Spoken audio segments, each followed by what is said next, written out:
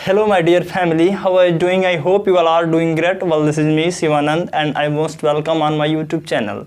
So guys, आज हम class 10th के इंग्लिश सेगमेंट के एक बहुत ही बेहतरीन टॉपिक पर बात करने वाले हैं जिसका नाम है रीऑर्डरिंग। अब रीऑर्डरिंग क्या होता है, इस टॉपिक को आज हमें अच्छे से क्लियर करना है। यह एम लेकर आया हूँ मैं कि इसी वीडियो में रीऑर्डरिंग पूरी तरह से कंप्लीट कराना है।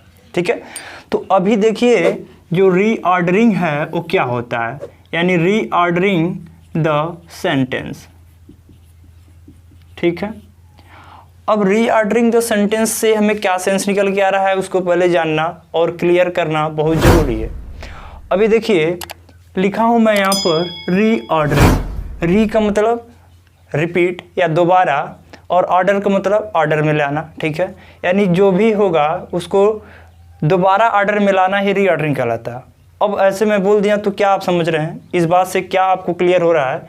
रीऑर्डरिंग मीन्स सेंटेंस के स्ट्रक्चर या सेंटेंस के जो भी एलिमेंट्स होते हैं उनको सही तरीके से ऑर्डर में लाना। अगर मान लीजिए सेंटेंस का स्ट्रक्चर पहले जानिए क्या होता है। सबसे पहले हम लिखते हैं सब्जेक्ट, उसके बाद लिखा जाता है वर्ब, उसके बाद लिखा जाता है ऑब्जेक्ट या कॉम्प्लीमेंट। ठीक है, ये दो चीज़ें होता है। तो इस स्ट्रक्चर के अकॉर्डिंग हमें चलना होता है। अगर इस स्ट्रक्चर के अकॉर्डिंग हम नहीं चल रहे होते हैं तो यानी क्या होता है, सेंटेंस डिसऑर्डर है।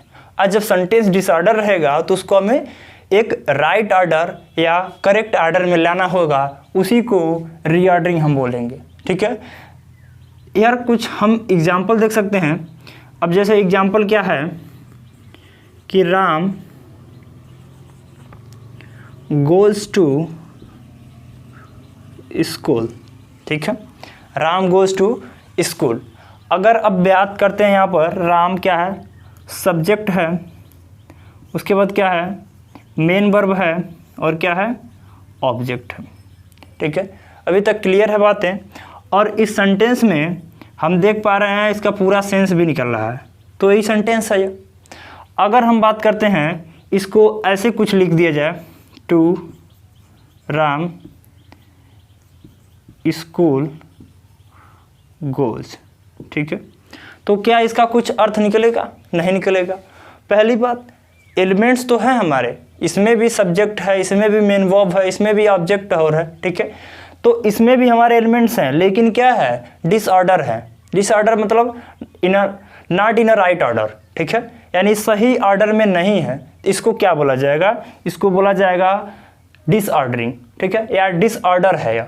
ठीक है, तो इसको अगर इस प्रकार के सेंटेंस को, ऐसे सेंटेंस अगर दिया रहता है तो इसको ऐसे रूप में लिखना ही रीऑर्डर कहलाता है। ठीक है, यानी इस तरह के अगर सेंटेंस ऐसे दिया रहे, लिखा रहे, इधर का उधर उधर का इधर, और उसको हम अगर एक राइट ऑर्डर में लिखते हैं तो उस चीज़ को क्या कहलाता है? रीऑर्डर कहलाता है।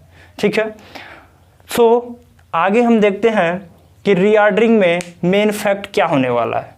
सबसे पहले जानते हैं कि अगर हम बात किए सेंटेंस के स्ट्रक्चर को, तो उसमें मेन पहले सबसे क्या आया है, सब्जेक्ट आया है, वर्ब आया है, उसके बाद ही ऑब्जेक्ट या कॉम्प्लीमेंट आया है। अब इस जानते हैं सब्जेक्ट क्या होता है और वर्ब क्या होता है, ऑब्जेक्ट कॉम्प्लीमेंट क्या होता है, तो इसमें सबसे पहले जानने की ज़रूरत है। अब देखिए अगर बात कर लेते हैं सब्जेक्ट की, ठीक है, तो सब्जेक्ट क्या होता है? सब्जेक्ट दैट मीन्स डूअर, जो कार्य को करने वाला होता है। ठीक है, सब्जेक्ट मीन्स करता, यानी जो कार्य को, एक्शन को करता है वही क्या कहलाता है? सब्जेक्ट। ठीक है, तो यहाँ पर सब्जेक्ट डूअर हो गया। ठीक है, अब देखिए वर्ब की बात करते हैं। तो अगर आपको बढ़िया तरीके से सेंटेंस को जानना है, सब्जेक्ट को जानना है, वर्ब को जानना है, प्रेडिकेट को जानना है, तो मेरे पूरे प्लेलिस्ट का लिंक या प्लेलिस्ट का लिंक हमारे डिस्क्रिप्शन बॉक्स में है, मेंशन है। आप जाइए और वहाँ से उसमें से एक एक वीडियो को एक एक करके देखिए। ठीक है, अब देखते हैं सब्जेक्ट। अब सब्जेक्ट यहाँ पे क्या क्या हो सकता है? सब्जेक्ट बेसिकली हो सकता है नाउन, दूसरा हो सकता है प्रोनाउन, उसके बाद हो सकता है जिरंड, और लास्ट वन हो सकता है इन्फिनेटिव। ठीक है, तो नाउन, प्रोनाउन, जिरंड और इन्फिनेटिव, यही क्या हो सकते हैं? हमारे सब्जेक्ट हो सकते हैं। इसके अलावा कुछ भी सब्जेक्ट नहीं हो सकता। ठीक है। तो अभी हम कुछ एग्जाम्पल दे सकते हैं, जैसे राम क्या है, नाउन है। अगर राम की जगह पर लिख दें मैं ही गोज़ टू स्कूल, तो क्या हो जाएगा, प्रोनाउन हो जाएगा, ठीक है।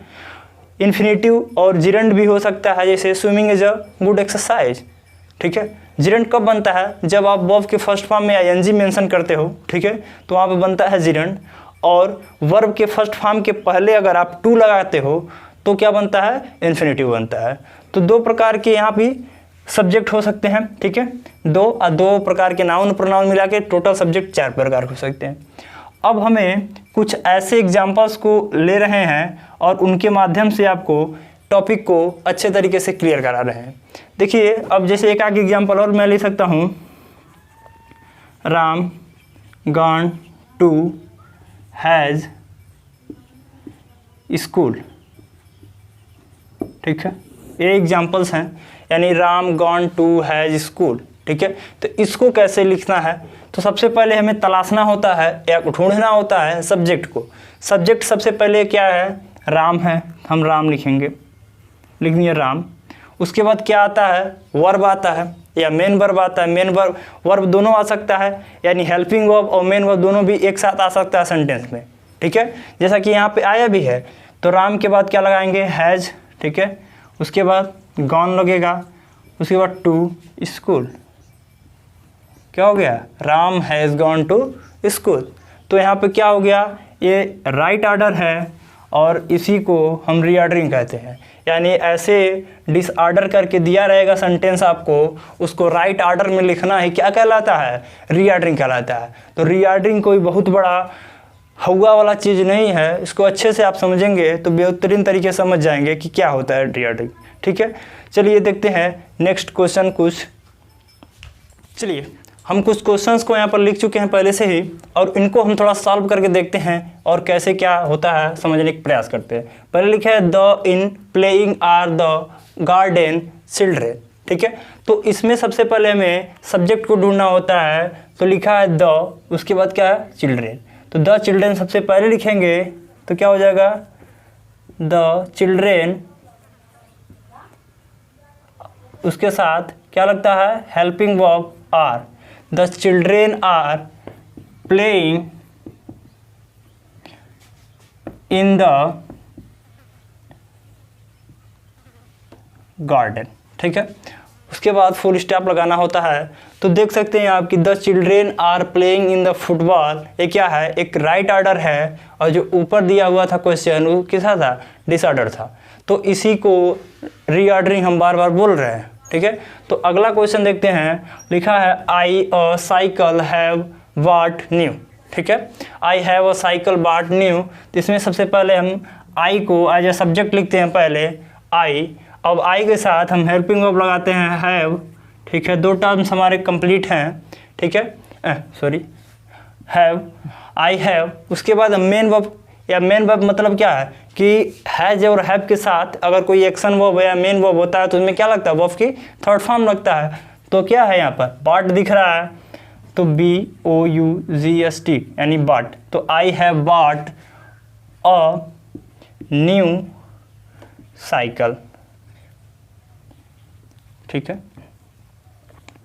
तो यहाँ पर हमने क्वेश्चन को लिख दिया।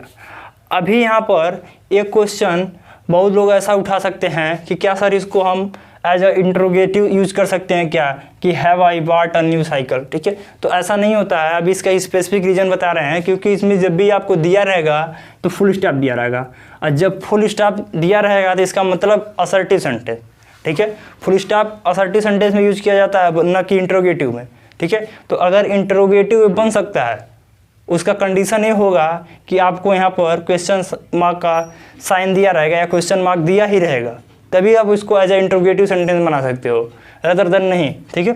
तो अगला क्वेश्चन है, they exercises do morning every breakfast before, ठीक है। तो इसको बनाते हैं, सबसे पहले लिखते हैं दे, ठीक है। दे क्या हो गया, आपका सब्जेक्ट हो गया। उसके बाद लिखेंगे डू, ठीक है, दे डू। उसके बाद एक्सरसाइजेज, ठीक है, they do exercises every morning before breakfast. ठीक है, तो ये हमारा नेक्स्ट क्वेश्चन था। और अगला क्वेश्चन देखते हैं, लिखा है I saw over flying an the hill aeroplane. ठीक है, तो इस क्वेश्चन में क्या है, सबसे पहले मैं लिखूंगा आई, ठीक है, उसके बाद सा, ठीक है, मैंने देखा, क्या देखा, एक एरोप्लेन, तो एन एरोप्लेन लिखते हैं। ठीक है, एन एरोप्लेन, आई सा एन एरोप्लेन। ठीक है, हो गया। अब क्या दिखना है, फ्लाइंग।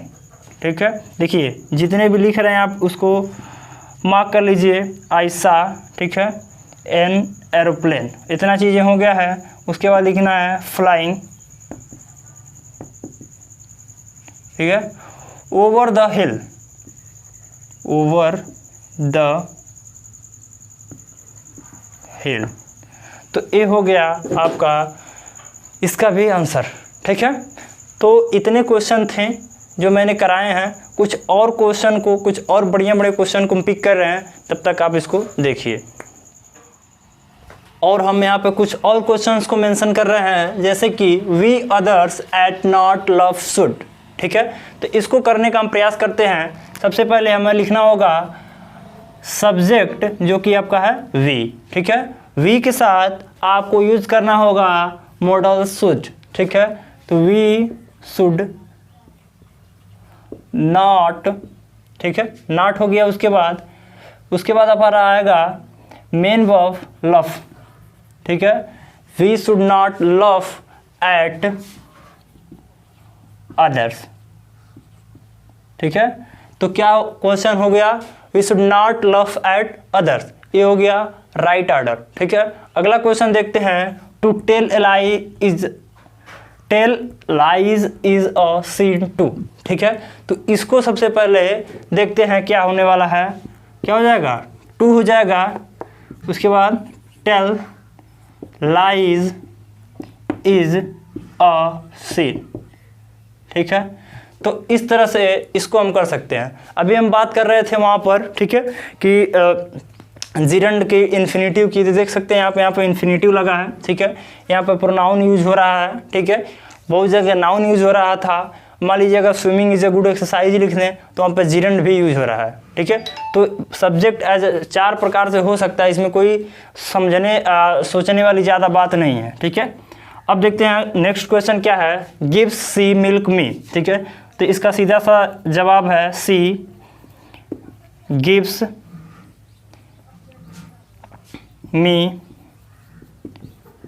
मिल्क। ठीक है, तो ये हो गया नेक्स्ट क्वेश्चन आपका। तो इस तरह से हमने कुछ 7-8 क्वेश्चन को अभी तक हल कर चुके हैं, और देखिए इसको आप, और आगे देखते हैं कुछ और क्वेश्चंस को। और वीडियो के एंड में अब बात कर लेते हैं इंट्रोगेटिव सेंटेंस के बारे में, कि इंट्रोगेटिव सेंटेंस के साथ कैसे डील किया जाएगा। ठीक है, तो सबसे पहले अगर हम यहाँ पर लिख रहे हैं एक सेंटेंस को, ठीक है, डिसऑर्डर फॉर्म में, ठीक है, जैसे लिख रहा हूँ Ram school gone to has. ठीक है, तो मैंने यहाँ पे लिखा Ram school gone to has, और यहाँ पे लगाया हूँ मैं फुल स्टॉप।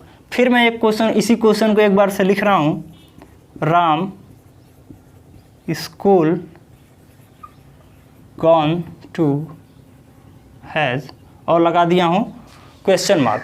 अब देखिए कि फुल स्टॉप एक बार यहाँ पर है, एक बार यहाँ क्वेश्चन मार्क है, और देखते हैं कि इसको कैसे बनाया जा सकता है। ठीक है, तो सबसे पहले मैं लिखूँगा यहाँ पर Ram has gone to school. ठीक है, और लगा दिया हूँ लास्ट में फुल स्टॉप।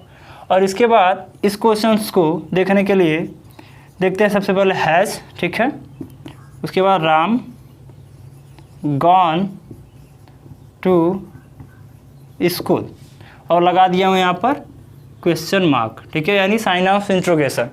तो इसको देखते हैं कि जब हम फुल स्टॉप लगाए हैं तो असर्टिव बन रहा है, जब यहाँ पर क्वेश्चन मार्क रहता है तो क्या हो जाता है, इंट्रोगेटिव बन जाता है। तो यही डिफरेंस है कि किसी भी क्वेश्चन में अगर फुल स्टॉप है तो उसको आप असर्टिव बनाइए, अगर वहाँ पर क्वेश्चन मार्क मेंशन किया है तो आप क्या बना सकते हो, उसको इंट्रोगेटिव बना नहीं सकते हो, बल्कि बनाना ही है।